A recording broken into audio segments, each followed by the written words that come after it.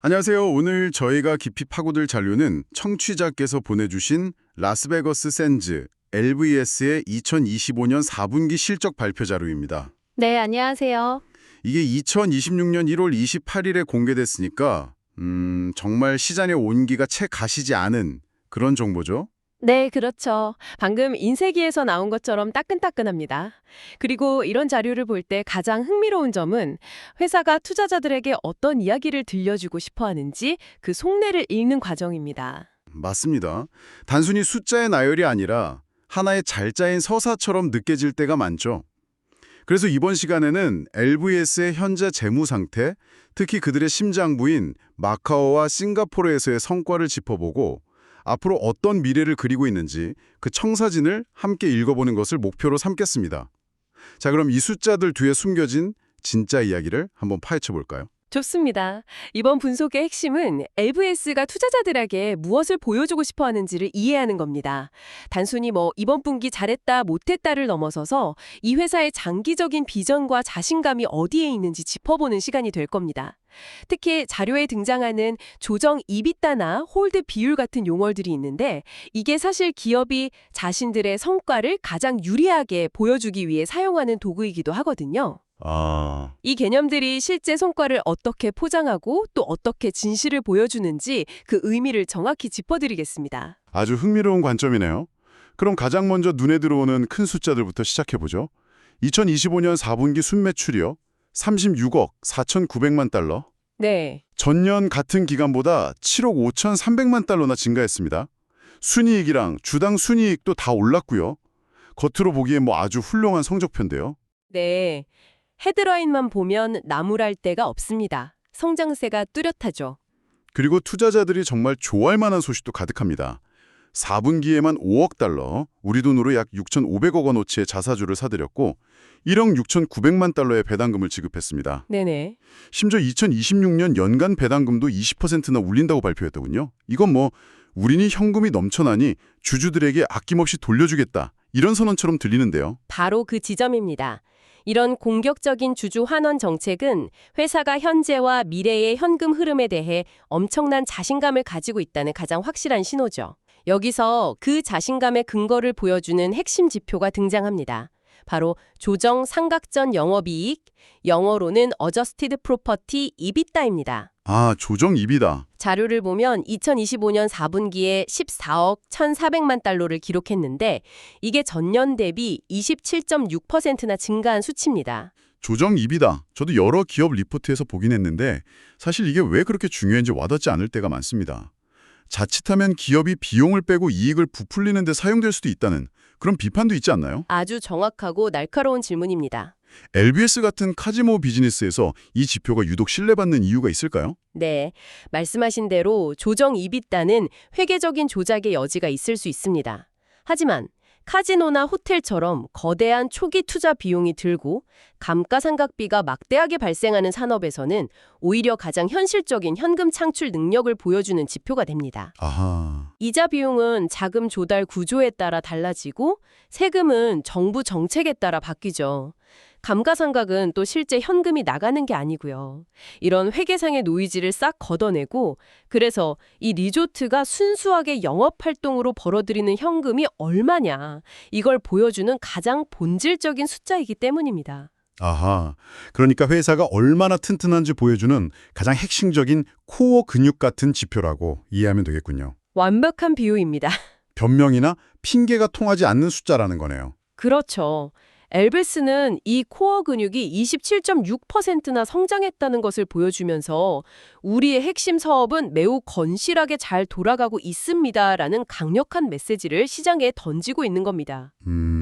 그리고 그 자신감이 바로 앞서 말씀하신 대규모 자사주 매입과 배당 인상으로 이어진 거고요. 알겠습니다. 그런데 여기서 정말 흥미로운 부분이 나옵니다. 자료 곳곳에 홀드의 영향이라는 설명이 계속해서 등장하는데요. 네, 맞아요. 마카오에서는 2,600만 달러, 싱가포르에서는 4,500만 달러의 긍정적 영향이 있었다. 이렇게 나와요. 마치 회사가 자기들의 운을 스스로 평가해서 보고하는 것 같은데 이게 도대체 무슨 의미일까요? 바로 그 지점이 카지노 산업의 실적을 이해하는 데 아주 중요한 열쇠입니다.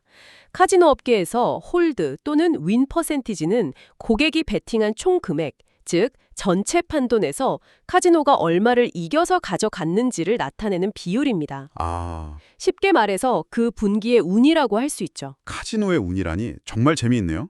그럼 이 홀드 비율이 높으면 카지노가 운이 좋았다는 뜻이고 낮으면 고객들이 돈을 많이 따갔다. 이런 의미가 되겠군요. 바로 그렇습니다. 그런데 이 운이라는 것은 수학적인 확률에 기반하지만 단기적으로는 변동이 아주 심해요. 동전을 100번 던지면 이론적으로는 앞면이 50번 나와야 하지만 실제로는 58번이 나올 수도 있고 42번이 나올 수도 있는 것처럼요. 그렇죠. 그래서 회사는 투자자들에게 오해를 주지 않기 위해 이렇게 말하는 겁니다. 이번 분기에 우리가 좀 운이 좋았습니다. 만약 우리가 수학적인 기대치만큼만 이겼다고 가정하면 실제 실적은 이랬을 겁니다. 라는 가상의 수치를 함께 보여주는 거죠. 그렇군요. 이번 성적은 운이 좋아서 그런 게 아니라 진짜 우리 실력입니다. 라고 증명하고 싶은 거네요. 맞습니다. 운이라는 변수를 솔직하게 공개해서 오히려 신뢰를 얻으려는 전략이군요. 네, 투명성을 높여서 실적의 질을 보여주려는 의도죠. 자료를 한번 보시죠. 2025년 4분기 마카오의 실제 VIP 테이블 게임 홀드 비율은 3.92%였습니다. 네. 그런데 LVS가 장기적으로 기대하는 이론적인 홀드 비율은 3.3%였어요. 기대치보다 운이 훨씬 좋았던 거죠. 아, 그래서 LVS는 운이 좋아서 조정 EDBTA가 2,600만 달러 더 높게 나왔습니다. 하지만 이 운벌을 제외하고 보더라도 우리 펀더멘털은 여전히 탄탄합니다. 라고 솔직하게 말하는 겁니다. 이건 오히려 똑똑한 투자자들에게는 더 큰 신뢰를 주는 매우 중요한 데이터가 됩니다. 그 진짜 실력이 가장 중요하게 발휘되어야 할 곳, 바로 핵심 시장인 마카오를 자세히 들여다보죠. 네, 2025년 4분기 마카오 전체 게임 시장 매출이 약 82억 달러로 전년 대비 15% 성장했습니다. 방문객 수도 팬데믹 이전인 2019년과 비교했을 때 113% 수준까지 회복됐다고 하니 확실히 시장이 살아나고 있는 모습입니다. 네, 양적인 회복세는 분명합니다. 하지만 그 숫자를 한꺼풀 벗겨보면 아주 흥미로운 이야기가 숨어 있습니다. 바로 그 지점입니다. 방문객 데이터를 뜯어보면요. 마카오와 바로 붙어있는 광둥성에서 온 방문객은 2019년보다 무려 35%나 늘어났습니다. 네, 그렇죠. 그런데 광둥성을 제외한 중국 본토 다른 지역에서 온, 즉 비행기나 고속철을 타고 와야 하는 원거리 방문객은 아직 2019년에 92% 수준에 머물러 있다는 겁니다. 이 차이는 무엇을 의미할까요? 이것이 바로 마카오 시장의 현재 상황과 미래 과제를 동시에 보여주는 지표입니다. 지리적으로 가까운 곳의 단기 방문객, 소위 당일치기나 1박 2일 수요는 폭발적으로 회복됐지만 큰 돈을 쓸 준비를 하고 멀리서 오는 고가치 관광객의 완전한 회복은 아직 진행 중이라는 뜻이죠. LBS도 자료에서 하위 고객층의 방문객당 지출이 여전히 부진하다고 언급했는데 바로 이 지점과 연결됩니다. 사람이 많이 오는 것도 중요하지만 와서 지갑을 얼마나 여느냐가 더 중요하니까요. 그렇죠. 양적인 회복의 이면에 질적인 과제가 남아있음을 보여주는 대목입니다. LBS의 마카오 자회사인 센즈 차이나의 실적을 봐도 그런 복합적인 모습이 드러나는 것 같습니다. 총 게임 매출은 23%나 증가했는데 수익성을 보여주는 조정 이비다 마진은 오히려 32.2%에서 29.5%로 소폭 하락했거든요. 맞습니다. 그리고 더 깊이 들어가 보면 개별 호텔별로 실적이 극명하게 엇갈렸다는 점이 정말 중요합니다. 어떻게 엇갈렸나요? 예를 들어 막대한 돈을 들여 리노베이션을 마친 더 런던어 마카오는 이비다가 39.6%나 급증했습니다. 와, 반면 오래된 호텔인 센즈 마카오는 이비다가 80%나 급감했죠. 80% 급증이요? 엄청난 차이네요. 이건 단순히 시설이 낡고 새롭고의 문제를 넘어선 것 같은데요. 바로 이 지점이 이번 분석의 핵심 인사이트 중 하나입니다.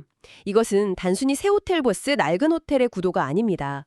포스트 팬데믹 시대 럭셔리 여행 산업의 패러다임이 어떻게 바뀌고 있는지를 보여주는 축소판이죠.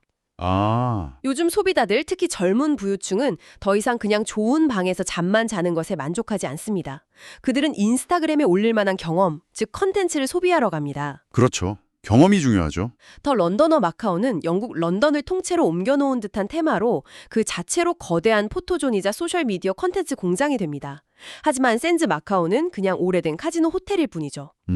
즉, LVS의 미래 수익은 단순히 갬블링 테이블에서 나오는 게 아니라 고객들의 소셜미디어를 채워줄 경험을 타는 데서 나온다는 것을 극명하게 보여주는 사례입니다. 마카오가 회복과 과제를 동시에 보여줬다면 싱가포르의 마리나 베이 샌즈, MBS는 그야말로 다른 세상 이야기 같습니다. 네, 그렇죠. 2025년 4분기 조정 EDBTA가 8억 6천만 달러, 전년 대비 무려 50.1%나 급증했습니다. 네. 마카오 전체 EDBTA인 6억 800만 달러를 혼자서 훌쩍 뛰어넘는 수치네요. 네, 지금 LVS의 실적은 사실상 마리나 베이 샌즈라는 초강력 엔진 하나가 전부 끌고 간다고 해도 과언이 아닙니다. LVS 포트폴리오의 보석 같은 존재죠. 세부적인 숫자들은 더 놀랍습니다. 잠시만요. 제가 보고 있는 이 숫자가 맞나요? 호텔 하룻밤 평균 객실 요금 ADR이 무려 978달러라고요? 네, 맞습니다. 978달러. 우리 두루 120만 원이 훌쩍 넘는데 객실 점유율이 95%에 달합니다. 이건 거의 말이 안 되는 수준인데요. 도대체 마리나 베이 샌즈에서 무슨 일이 벌어지고 있는 겁니까? 바로 그 말이 안 되는 상황이 벌어지고 있는 게 현실입니다. 여기에는 몇 가지 비결이 있습니다. 첫째, 싱가포르 카지노 시장은 사실상 MBS와 리조트 월드 센토사 단 두 곳이 독점하는 과점 시장입니다. 아, 경쟁이 제한적이군요. 네. 둘째, MBS 자체가 싱가포르의 랜드마크를 넘어 글로벌 아이콘입니다. 사람들은 호텔에 묵으러 가는 게 아니라 마리나 베이 샌즈라는 경험을 하러 갑니다. 이것이 엄청난 가격 결정력을 부여하죠. 셋째, 자료에 나오듯 2025년 2분기에 완료한 스위트룸 리노베이션이 대박을 쳤습니다.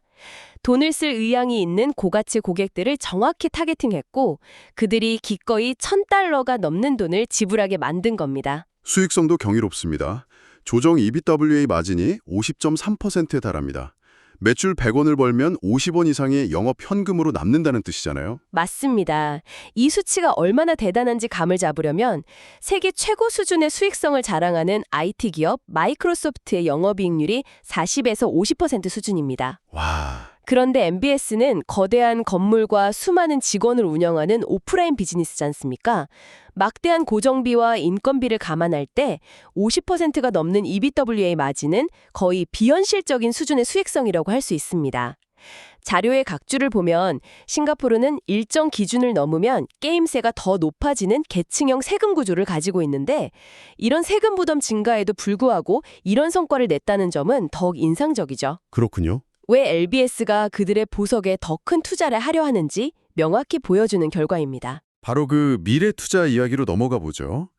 LVS는 현재의 성공에만 안주하지 않고 앞으로의 대규모 투자 계획도 분명히 밝혔습니다. 네, 그 방향은 역시 아시아, 구체적으로는 싱가포르와 마카오에 올인하는 모습이네요. 네, 미래의 먹거리를 위한 투자를 멈추지 않겠다는 의지가 보입니다. 번 돈을 주주에게 돌려주면서 동시에 미래를 위한 실탄으로 재장전하고 있는 거죠. 먼저 싱가포르에서는 마리나 베이 샌즈 확장 프로젝트에 막대한 자금을 투입합니다. 570개의 초호화 스위트룸을 갖춘 네 번째 호텔 타워와 15,000석 규모의 대형 공연장, 즉 아레나가 포함됩니다. 네, 예상 완공이 2030년, 실제 개장은 2031년으로 적혀 있네요. 이건 성공 공식을 그대로 복제해서 규모를 더 키우겠다는 전략으로 보입니다. 그렇습니다. 싱가포르에서는 더 크게, 더 화려하게 전략으로 압도적인 시장 지배력을 굳히겠다는 의도죠. 반면 마카오에 대한 투자는 성격이 조금 다릅니다. 어떻게 다른가요? 2032년까지 최소 45억 달러를 투자하겠다고 약속했는데 여기서 가장 주목할 점은 투자금의 93%가 비게이밍 분야에 사용된다는 점입니다. 93%나요? 카지노 회사가 카지노가 아닌 곳에 돈을 쓴다는 건데 이건 어떤 배경이 있는 건가요? 이건 LVS만의 결정이라기보다는 마카오 정부의 강력한 정책 방향과 발을 맞추는 전략적 선택입니다. 아하, 마카오 정부는 더 이상 도박의 도시라는 이미지에만 의존하길 원치 않습니다. 가족 단위 관광객, 비즈니스 여행객까지 끌어들일 수 있는 종합 엔터테인먼트 허브로의 변신을 꿈꾸고 있죠. 그래서 카지노 사업자들에게 라이센스를 갱신해주는 조건으로 비게이밍 분야에 대한 대규모 투자를 사실상 의무화했습니다. LBS는 이 흐름에 가장 적극적으로 부응하면서 미래의 사업권을 공고히 하려는 겁니다. 국제회의, 전시, 공연, 파인 다이닝 같은 분야에 집중 투자해서 마카오의 체질 개선을 주도하겠다. 뭐 이런 거군요. 바로 그렇습니다. 결국 현재 주주들에 대한 보상과 미래를 위한 투자를 동시에 그리고 아주 공격적으로 추진하고 있는 것이 LBS 전략의 핵심이군요. 정확합니다.